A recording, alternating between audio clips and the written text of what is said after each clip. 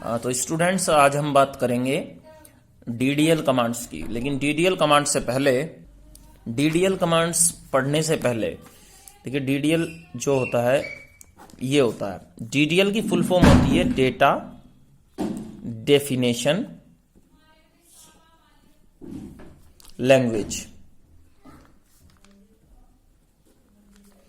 Data definition language, data को define करने वाली लैंग्वेज।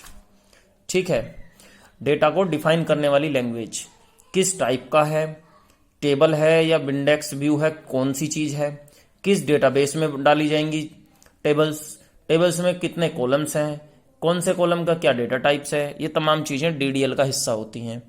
उस डीडीएल कमांड को करने से पहले हमें यह जानना पड़ेगा कि एट्रीब्यूट्स, एंटिटीज, टेबल्स, कॉलम्स क्या हैं।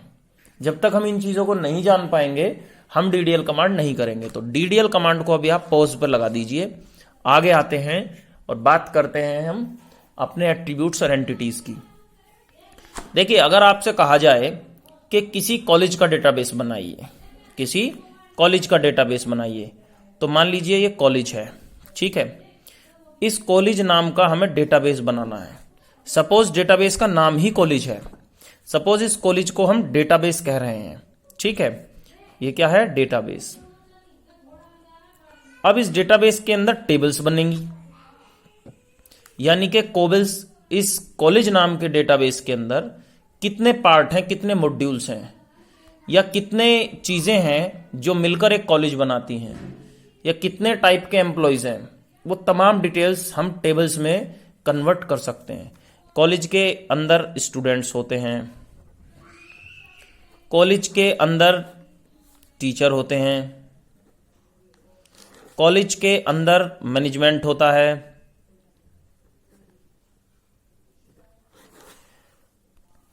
कॉलेज के अंदर आपका अदर स्टाफ भी होता है,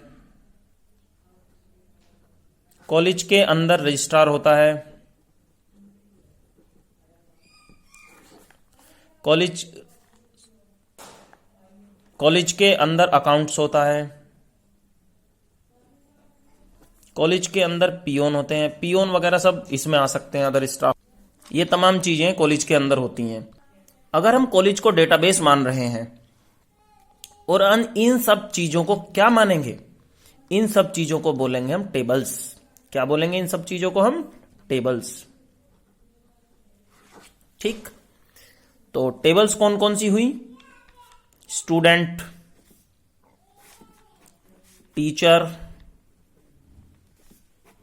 मैनेजमेंट, अदर स्टाफ, रजिस्ट्रार और आपका अकाउंट्स। ठीक है, ये सब क्या हुई? टेबल्स हुई। ठीक है, और सब की सब टेबल्स कहां से आई हैं? कॉलेज से।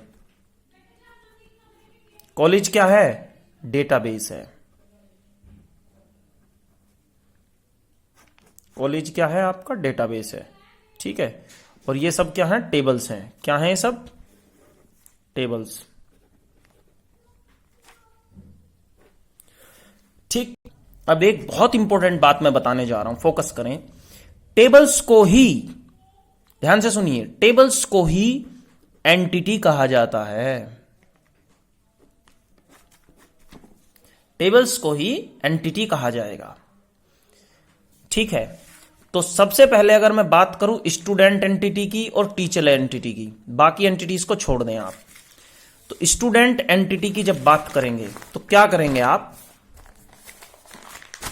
स्टूडेंट भी कॉलेज का ही एक पार्ट था, जिसे हमने टेबल भी कहा और एंटिटी भी। अब इस स्टूडेंट एंटिटी में आप क्या करेंगे? ये अगर आपका स्टूडेंट है जो कि एक एंटिटी है, क्या है? ये एक एंटिटी है। अब इस स्टूडेंट के एट्रीब्यूट क्या होंगे? एट्रीब्यूट होते क्या हैं? Basically attribute is the feature of entity. ठीक है, एट्रीब्यूट्स क्या है? Attributes is the feature of entity. यानी एंटिटी अगर स्टूडेंट है तो इसके एट्रीब्यूट्स होंगे। जैसे स्टूडेंट के फीचर क्या है? उसके पास एक रोल नंबर होता है। दूसरा क्या है? उसके पास एक एनरोलमेंट नंबर भी होता है। स्टूडेंट का तीसरा फीचर क्या है? उसका कोई ना कोई नेम जरूर होगा, वो किसी ना किसी क्लास में जरूर होगा, उसका कोई ना कोई कोर्स जरूर होगा, उसकी डेट ऑफ बर्थ भी होगी, उसका आधार भी होगा, उसका मोबाइल नंबर, अकाउंट नंबर, तमाम चीजें होंगी, उसके फादर नेम भी होगा।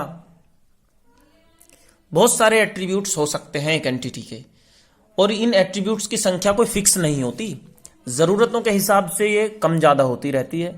ठीक है, बेसिकली हम 4 से 5 एट्रीब्यूट ले लें, इनफ है।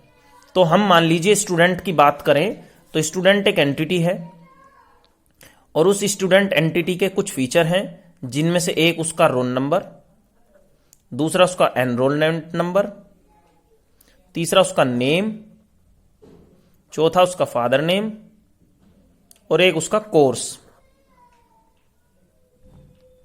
ज्यादा करें तो क्लास ले सकते हैं। ठीक है, इन सब के बाद वैसे ही एक टीचर नाम की भी एंटिटी है दूसरी। टीचर नाम की एंटिटी में क्या होगा? टीचर का नेम, टीचर का एक्सपीरियंस, अलॉटेड सब्जेक्ट। ठीक है, टीचर का अलॉटेड सब्जेक्ट के बाद में टीचर का क्वालिफिकेशन। ठीक है, टीचर का डिपार्टमेंट, ये तमाम चीजें हो सकती हैं। और भी चीजें हो सकती हैं, टीचर का मोबाइल नंबर भी हो सकता है, टीचर का आधार नंबर भी हो सकता है, टीचर की सैलरी भी हो सकती है। ठीक है, फिलहाल हमने यही चीजें ली हैं। तो ये 2 एंटिटीज हैं, एक एंटिटी का नाम स्टूडेंट है, दूसरी एंटिटी का नाम टीचर है।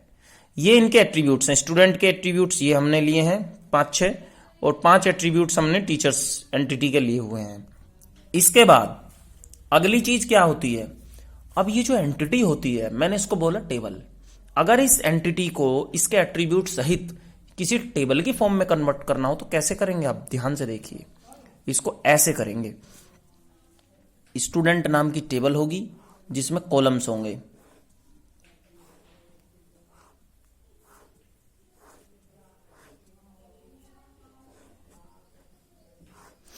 जितने एट्रीब्यूट्स हैं उतने ही कॉलम होंगे, और जो एट्रीब्यूट्स नेम है वही कॉलम नेम होगा, बिकॉज एट्रीब्यूट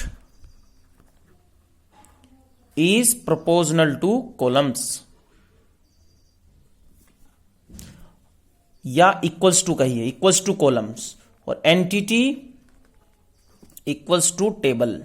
ये ध्यान रखना हमेशा, एट्रीब्यूट को ही कॉलम कहेंगे और एंटिटी को ही टेबल कहेंगे। तो स्टूडेंट अगर आपकी एंटिटी है तो यानी कि इस टेबल का नेम स्टूडेंट है।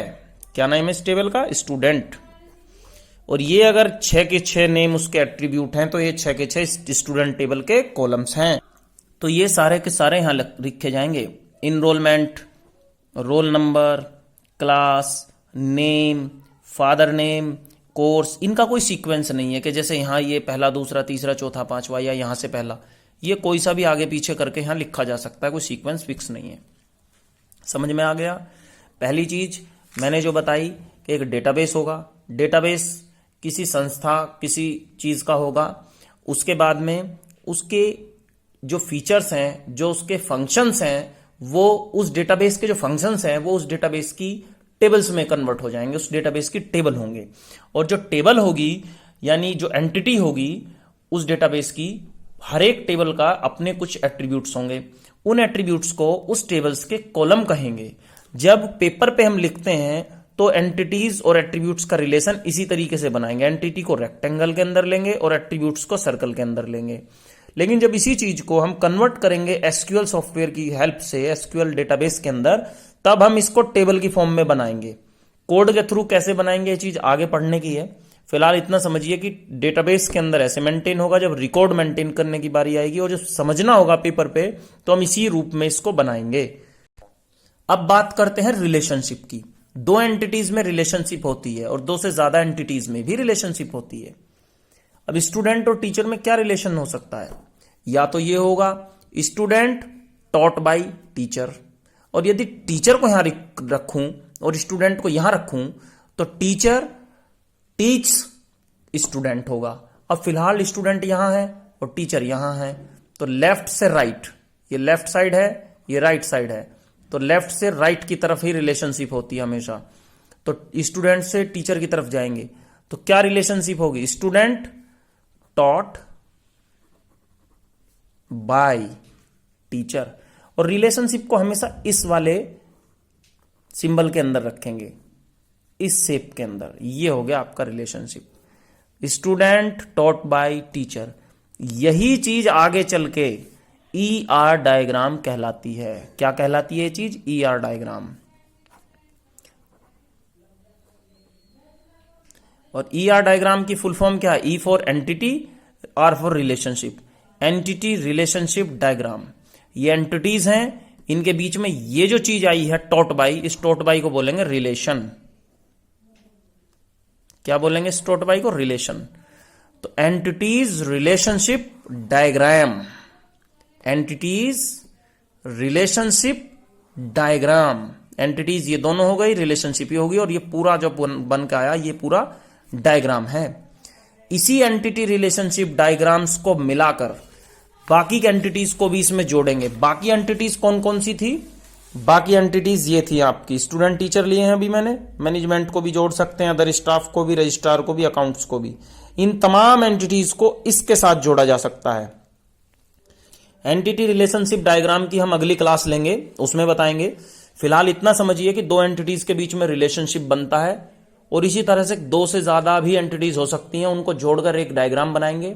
वो एक डेटाबेस की हिरार्की, डेटाबेस की रिलेशनशिप को ही शो करेगा, और उसी डायग्राम की मदद से आप एक डेटाबेस क्रिएट करेंगे, और उस डेटाबेस में जितनी एंटिटीज यूज हुई हैं उतनी टेबल बनाएंगे, और हर एक डेटाबेस की टेबल के ऊपर, यानी हर एक एंटिटी के एट्रीब्यूट्स को ध्यान में रखते हुए उस पर्टिकुलर टेबल के अंदर उतने ही कॉलम्स बनाएंगे। जैसे यहां एक एग्जांपल आपने किया है। अगला जो क्लास होगा वो एंटिटी रिलेशनशिप डायग्राम के ऊपर होगा। उसके बाद ही आप लोग DDL को पढ़ सकेंगे, डेटा डेफिनेशन लैंग्वेज को। ठीक है, तब तक के लिए इसको पॉज ही रखेंगे और इसको पढ़ेंगे, इसको समझेंगे। आज एंटिटी रिलेशनशिप क्या होती है और डेटाबेस के अंदर एंटिटी और एट्रीब्यूट्स को कॉलम और टेबल में कैसे कन्वर्ट करते हैं।